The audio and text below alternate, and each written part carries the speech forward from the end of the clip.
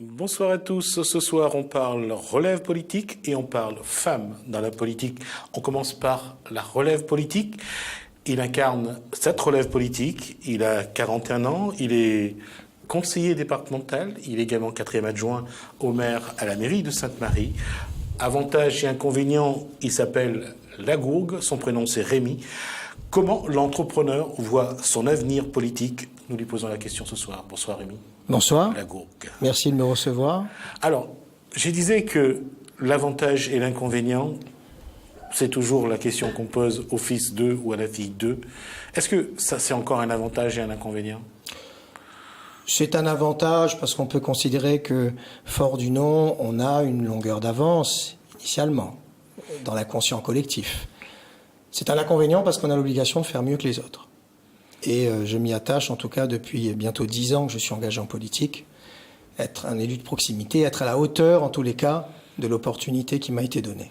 9e adjoint au maire de 2008 à 2014. Et 4e adjoint donc depuis 2014. Depuis 2014. Délégué à l'économie. D'accord. Est-ce que le regard du papa de Jean-Louis Lagourgue est parfois présent ou... Non, je ne peux pas dire aujourd'hui, si vous voulez. Je crois qu'il y a une volonté, et tant à son niveau qu'au mien, eh bien, de tracer son sillon. Vous savez, en politique, j'ai la conviction qu'on est profondément seul. Avant tout. Ça, c'est De Gaulle. Et c'est pas péjoratif. Non, c'est De Gaulle. Mais c'est une réalité. C'est De Gaulle. C'est le général De Gaulle qui en parlait. Alors, conseiller départemental donc depuis 2015. Depuis 2015, délégué à... Délégué, donc moi j'ai la délégation, je suis excusez-moi, donc je suis 13e vice-président, donc délégué au patrimoine. J'ai donc la délégation du patrimoine et de la valorisation du patrimoine départemental, donc une tâche ardue, mais qui ô combien est attachante et enivrante. Alors, si on parlait d'abord de Rémi Lagourgue, chef d'entreprise. Oui, donc effectivement, je suis chef d'entreprise depuis maintenant plus de 10 ans. J'ai 2 sociétés. J'ai la chance de pouvoir vivre de mon métier. Ce sont des petites PME qui nécessitent quand même que je sois fortement impliqué professionnellement.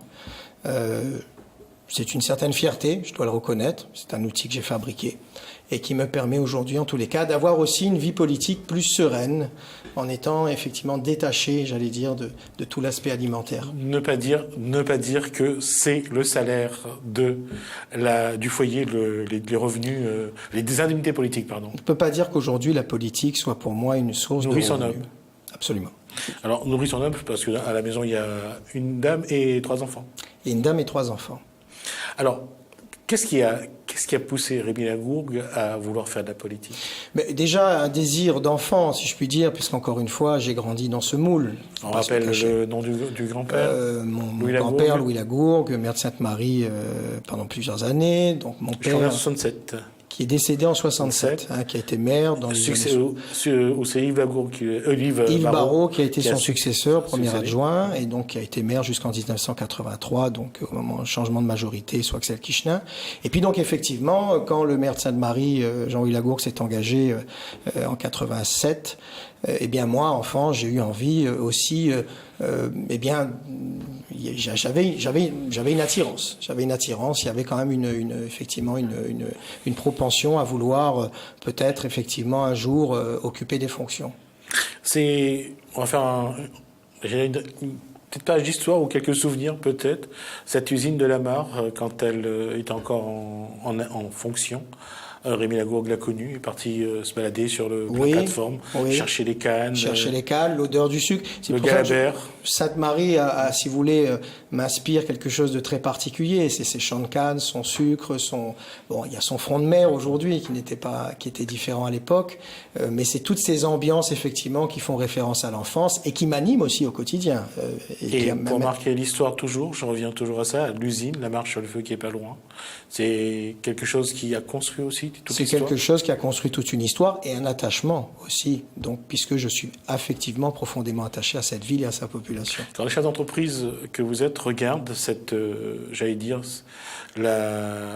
l'usine l'ancienne usine devenir aujourd'hui une zone économique, d'aménagement économique, c'est quelque chose qui montre aussi qu'il y a une nécessité de faire cette évolution.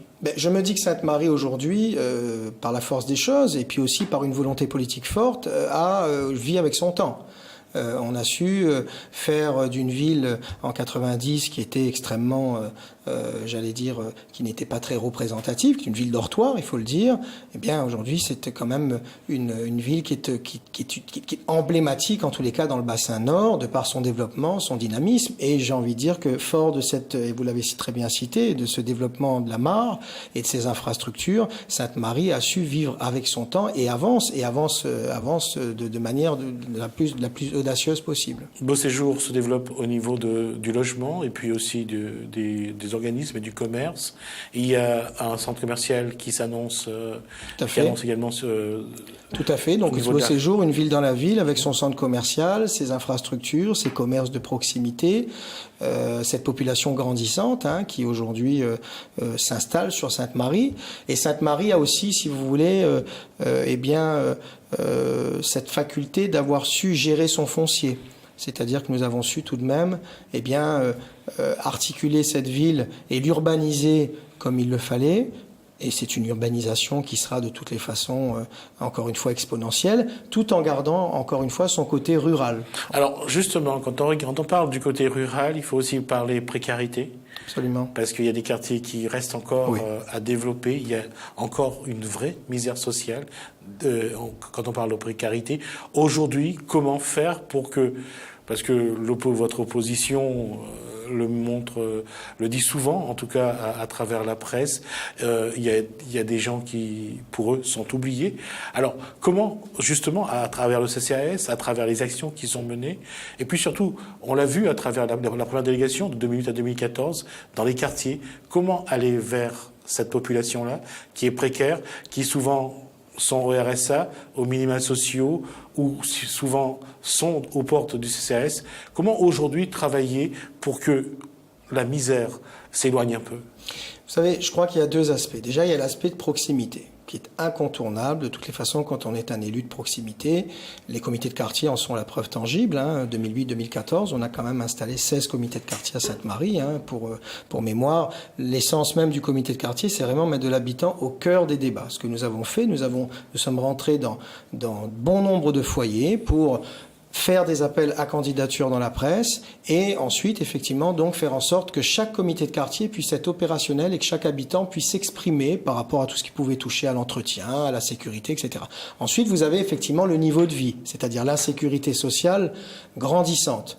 À Sainte-Marie, fort de cette proximité, eh bien tous les jours, nous touchons du doigt cette misère sociale. Et nous avons pour ça un CCAS qui nous permet, eh bien, je pense au portage de repas, eh bien, de pouvoir amener un service de proximité. Nous avons également, eh bien, tout ce vivier d'entreprises qui nous permet aussi d'amener la jeunesse grandissante. Il faut savoir que Sainte-Marie, quand tout de même à 25% de chômage, le taux de chômage le plus faible du département, vers le secteur privé, que nous puissions effectivement préparer cette jeunesse à être, j'allais dire, conditionné aux grands enjeux de demain. Je pense au Leclerc, je pense à tous ces commerces de proximité que nous évoquions. Et puis il y a les affaires courantes pour pouvoir, j'allais dire, eh bien, assainir cette insécurité sociale. Ce sont les ateliers chantiers d'insertion. Et nous en faisons, fort d'un tissu associatif audacieux à Sainte-Marie et présent plus que jamais, nous initions des ateliers chantiers d'insertion pour pouvoir dégager de l'emploi.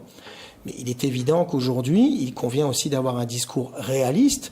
Construire une ville, amener un standard de vie, c'est une chose. On ne peut pas aujourd'hui faire l'économie d'amener du bon vivre dans les quartiers. Fort des dispositifs que nous avons, les associations, la volonté politique qui doit aussi être présente, eh bien je crois qu'il est très important d'avoir un discours à la fois responsabilisant vis-à-vis de cette jeunesse qui est grandissante et qui malheureusement ne pourra pas bâtir un projet de vie sur un CAE, sur un projet associatif. Simplement, aujourd'hui, il convient, à mon avis, de conditionner à la fois ces jeunes à aller vers le tissu, donc le secteur privé, qui est présent bel et bien sur Sainte-Marie, mais également d'être présent aux côtés des plus démunis, notamment les seniors, si je puis dire, ou les gens qui sont en décrochage aujourd'hui professionnel depuis X années, pour peut-être, sur notamment des dispositifs qu'on évoquait tout à l'heure, vous et moi, les amener à être innovants. Pour parvenir justement à créer vraiment de l'emploi pérenne, est-ce qu'il ne faut pas aussi que les politiques en tout cas la génération, je dirais, l'aîné, c'est-à-dire les plus grands aujourd'hui, ceux qui sont là depuis maintenant 30, 40 ans, est-ce qu'il ne faut pas changer déjà la vision de la politique? Est-ce qu'il ne faut pas arrêter avec le clientélisme politique? Qu'est-ce qui entretient aussi souvent cet état de précarité, de clientélisme électoral? C'est aussi une volonté de dire qu'on a du monde. Et est-ce que, aujourd'hui, est-ce que la vision de Rémy Lagourgue est différente? Est-ce qu'il faut changer la façon de faire la politique et ne plus avoir peur des électeurs? Vous savez, moi je crois qu'aujourd'hui, l'électeur a besoin d'avoir une visibilité sur les choses. Je ne dis pas que ça n'était pas le cas à l'époque. Simplement, le monde aujourd'hui va de plus en plus vite. Le monde avance, on voit bien ce qui se passe au quotidien et ce qui nous affecte aussi de près ou de loin. Je crois qu'il est très important de regarder l'électeur droit dans les yeux et de le dire. Et moi, je le dis régulièrement. Vous parliez des contrats aidés. À l'époque, vous arriviez en mairie, vous faisiez une carrière en mairie. Aujourd'hui, c'est terminé. Aujourd'hui, fort des quotas qui diminuent, on ne peut pas se permettre d'avoir un discours comme celui-ci. Il nous faut effectivement amener des leviers d'insertion qui sont différents. Pour cela, à mon avis, il convient de parler vrai. Quand je dis de parler vrai, je ne dis pas que les gens qui étaient en place avant nous, je ne dis pas qu'il y avait des pratiques douteuses. Simplement aujourd'hui, moi je veux dire qu'il convient aujourd'hui d'être pragmatique à partir des outils dont nous disposons et d'avoir un discours aussi qui est responsabilisant. Autrement dit, la formation, la motivation à aller travailler, parce qu'il faut le dire aussi, la culture du travail s'est perdue en France. Il faut aussi le dire, la culture du travail se perd et je pense qu'il y a aussi quelque part un discours, peut-être qui n'est pas très populaire, à apporter sur le terrain pour notamment sensibiliser les jeunes et moins jeunes à cette difficulté de la vie. En préambule, que vous avez 40 ans, vous êtes chef d'entreprise, donc de PME. Aujourd'hui, quand on investit, on attend toujours un retour sur investissement. Est-ce qu'il faudrait demain, aujourd'hui ou dès demain, il faudrait peut-être gérer une commune, l'argent du contribuable, comme on gère une entreprise? Alors, gérer une entreprise, si vous voulez, c'est un exercice à part entière. Je pense qu'une collectivité doit se gérer de toutes les façons, de la manière la plus perspicace possible. Simplement, il est vrai que fort du pouvoir d'achat, et on en parlait tout à l'heure, quand vous avez des contribuables qui paient des impôts, quand vous avez des contribuables qui participent au développement d'une ville, eh bien, il convient quand même de rendre des comptes. Et il est vrai qu'à mon sens, un politique aguerri, quelqu'un qui saura demain, encore une fois, s'installer réellement dans son rôle de maire, son rôle d'élu de proximité, devra tenir compte, encore une fois, de la bonne utilisation, à mon sens, des deniers publics, de rendre compte du travail réalisé, rendre compte de la valeur ajoutée à partir du moment où nous définissons des orientations dans la gestion d'une ville ou dans la gestion d'une collectivité. Rendre compte, je pense que c'est ce dont les électeurs ont besoin, la population a besoin d'avoir une lisibilité, une visibilité sur le développement d'un territoire dans lequel une population vit. De par le schéma de Rémy Lagourgue, de par son cursus, de par son expérience professionnelle, est-ce qu'aujourd'hui, il faut trouver un moyen, je dirais, de commencer à prendre une autre direction pour que la nouvelle classe politique, la relève politique, parce qu'à un moment donné, il faut bien parler d'une relève politique, est-ce que cette relève politique-là doit commencer à s'émanciper, pas seulement par rapport à leurs aînés, mais surtout dans la façon d'avoir une vision politique? Je pense que la façon d'avoir une vision politique doit amener l'élu à avoir une démarche à part entière vis-à-vis de son électorat. Je ne veux pas, si vous voulez, aujourd'hui m'inscrire dans une espèce de contradiction intergénérationnelle. C'est pas ça. Au contraire, plus que jamais, les élus qui sont en place depuis 25, 30, 35 ans ont aussi effectivement une expérience. Et je pense que l'expérience amène aussi de toutes les façons une perspicacité pour un jeune élu. Et Dieu sait s'il faut se nourrir des expériences des autres. Mais je crois qu'aujourd'hui, sans parler de jeter un pavé dans la mare, il est important d'avoir un discours responsabilisant. Vous parliez de clientélisme tout à l'heure, je n'emploierai pas ce mot. Nous avons aujourd'hui effectivement des mécanismes qu'il faut, à mon sens, réaménager dans l'approche de l'électeur, dans la présentation de ce qui est possible, de ce qui ne l'est pas, et surtout dans la capacité qu'a un politique de répondre à l'attente d'un usager, d'un habitant. Pour la bonne et simple raison, c'est qu'encore une fois, eh bien, malheureusement, une mairie, ça n'est pas un panier sans fond, tout du moins, ça n'est plus un panier sans fond. La collectivité, au sens littéral du terme, n'a plus les moyens qu'elle avait à l'époque. De par je dirais, la connaissance du tissu socio-économique, de ces obstacles, les obstacles qu'on peut rencontrer, de par l'expérience politique aujourd'hui d'un deuxième mandat, est-ce que on peut mener les deux de front, on peut aller vers quelque chose de plus stable, de plus pérenne, non seulement au niveau politique, mais surtout au niveau du fonctionnement, de la proposition des services. Est-ce que la vision même de ce que doit être demain, aujourd'hui, doit être quelque chose que la relève politique doit déjà avoir? Je pense qu'il y a de toutes les façons une stratégie à adopter. On ne peut pas aujourd'hui bâtir un projet politique à la dernière minute. Un projet politique passe effectivement par un cap qu'on définit, un cap qui va toucher au développement, qui va toucher à l'aménagement, qui va toucher à la dynamique qu'on va apporter à une ville. Ensuite, en termes d'organisation, il est évident qu'il faut un process. Il faut pour ça une organisation qui soit, à mon sens, composée de cadres, d'administratifs, de personnel communal intégré, de personnel communal intègre, de personnel communal disponible, de personnel... Avec un vrai statut. Avec un vrai statut, à mon sens. Une vraie protection sociale. Et une vraie protection sociale pour que, effectivement, nous puissions demain, eh bien, avoir un effectif qui soit complètement motivé dans sa tâche, face, encore une fois, aux difficultés, et vous parliez encore une fois de la misère sociale. Je crois qu'aujourd'hui, l'enjeu de demain, en tous les cas, eh bien, c'est de pouvoir assainir du mieux que nous pouvons cette misère sociale, amener sans pour autant parler d'assistance pécuniaire systématique, parce qu'encore une fois, il y a une réalité économique. Mais vous savez, la volonté politique passe aussi par l'écoute, par le souci de l'autre et être attentif tout simplement aux attentes d'une population. Quand on parle de changement de comportement, c'est-à-dire il faut éviter les cumuls de mandats. Cumul de mandats, bien sûr, appelle cumul d'indemnités. Il faut que le politique ou la politique cerne mieux ce qu'il ou ce qu'elle veut faire et puis ne prend pas trop de fonctions qu'il ou qu'elle ne n'occupe même pas d'ailleurs. Aujourd'hui, je pense qu'il est important, si vous voulez, d'être attaché à sa tâche. Je veux dire, sans me répéter, moi je pars du principe qu'effectivement, on est beaucoup plus opérationnel en ayant un mandat, et ça n'engage que moi, qu'en étant effectivement sur plusieurs fronts à la fois. On parlait des députés maires, mais moi je vous dirais que la loi contre le non-cumul des mandats ne me déplaît pas. D'accord. Ça n'appartient qu'à moi. Simplement aujourd'hui, je pense que pour être parfaitement opérationnel, notamment sur un rôle d'élu de proximité, il est très important d'être au contact de sa population, au contact des services, attaché au traitement des dossiers, et Dieu sait s'il y en a. Et c'est aussi peut-être une autre façon, peut-être de percevoir l'approche du pouvoir, pour peut-être aussi d'ailleurs permettre une meilleure ventilation de la vie politique au final, et permettre à ce que, au final, plusieurs visages, plusieurs nouvelles personnalités puissent s'affirmer et se révéler. Ce qui explique que vous n'êtes pas intéressé par les législatives ? Les législatives aujourd'hui, si vous voulez... ce serait, j'allais dire, une belle opportunité qui pourrait m'être donnée. Je ne vous cache pas que je suis sollicité.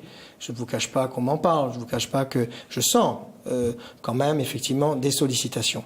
Maintenant, sans vous répondre sincèrement, ou tout du moins sincèrement, je vous répondrai sincèrement, excusez-moi, mais sans vous répondre tout du moins de manière j'allais dire concise, significative, je cherchais le terme.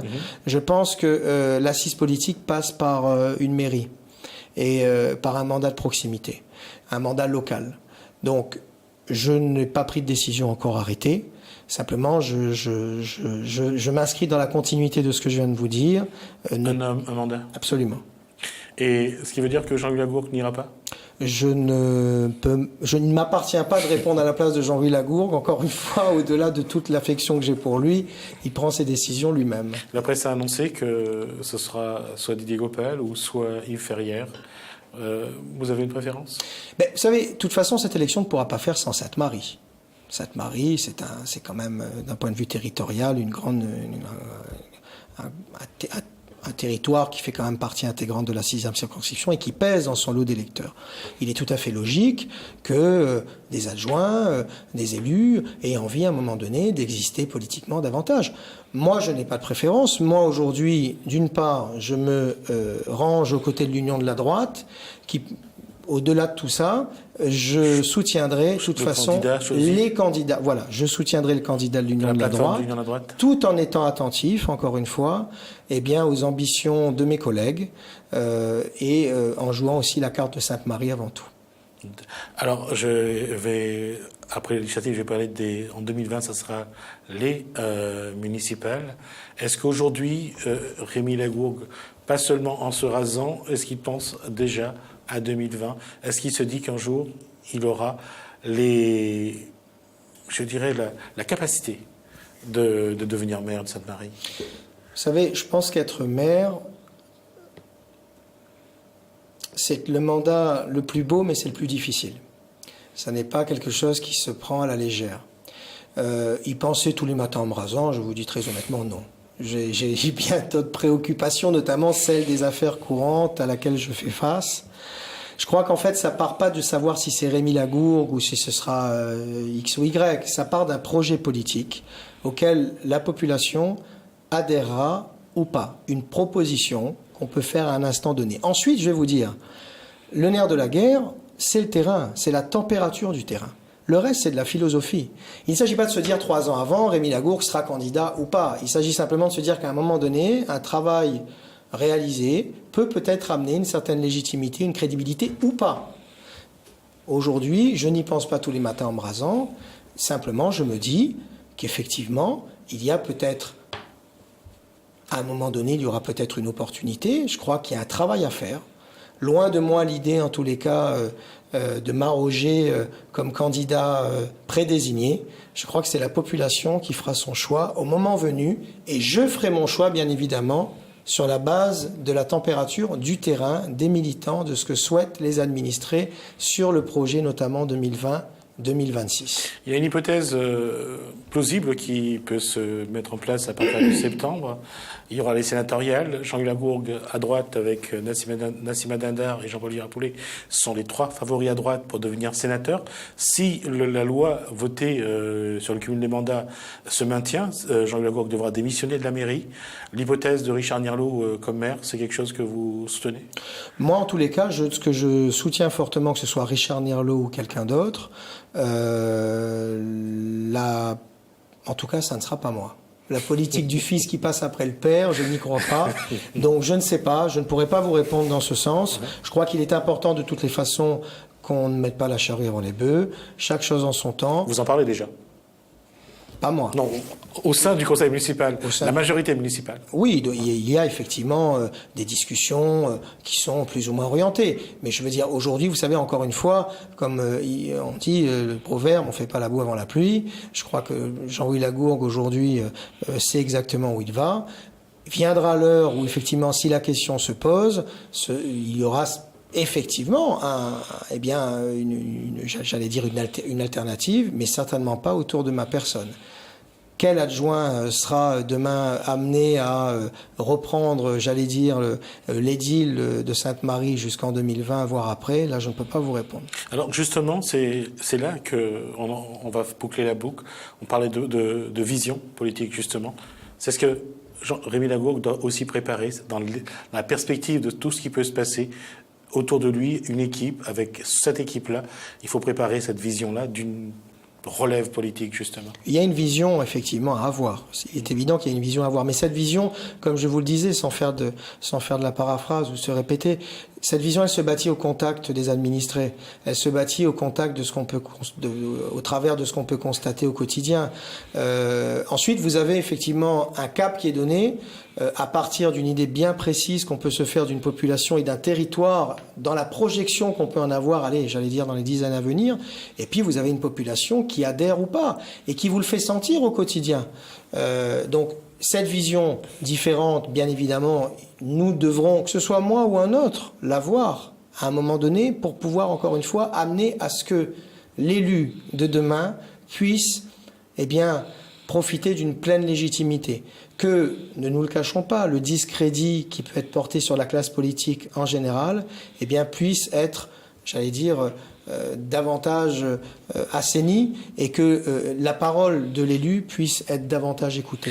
Et ce qui est pour vous, ce qui est intéressant, c'est que cette équation, elle sera un peu plus, je dirais, corsée, parce que la légitimité, vous devez l'avoir sur 2 niveaux, d'abord populaire et ensuite politique, parce que vous êtes le fils de Jean-Louis Lagourgue. Là, voilà. Alors pour ça, je vais vous dire, d'abord, il y a une règle de base, il s'agit de travailler.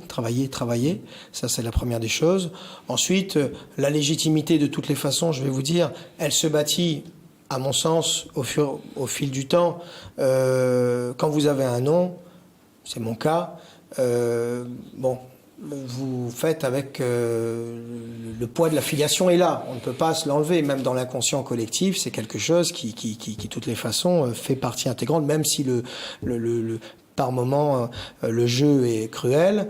Je pense qu'il faut savoir intégrer dès le départ, quand on s'engage en politique, en tous les cas dans ce statut, en tous les cas de fils d'eux, eh bien donc ces contraintes. Maintenant, travailler, amener un bilan, amener une valeur ajoutée, présenter un bilan à une population, moi c'est ma seule ambition aujourd'hui pour pouvoir, encore une fois, porter une vision, mais aussi porter une crédibilité au moment venu, parce que viendra l'heure du bilan, et ensuite c'est cette population qui vous fait sentir une adhésion ou peut-être une situation de rupture qui s'affirme consciemment ou inconsciemment. Quand on parle de rupture, c'est toujours dans la continuité, et c'est aussi d'inscrire, quand on parle de légitimité, s'inscrire dans la confiance et le respect des autres, de la population surtout. Oui, tout à fait. Je pense que la confiance et le respect, c'est quelque chose, c'est une équation, à mon sens, qu'il ne faut pas contourner en politique, pour la bonne et simple raison, c'est qu'à un moment donné, l'électeur, au sens littéral du terme, de toutes les façons,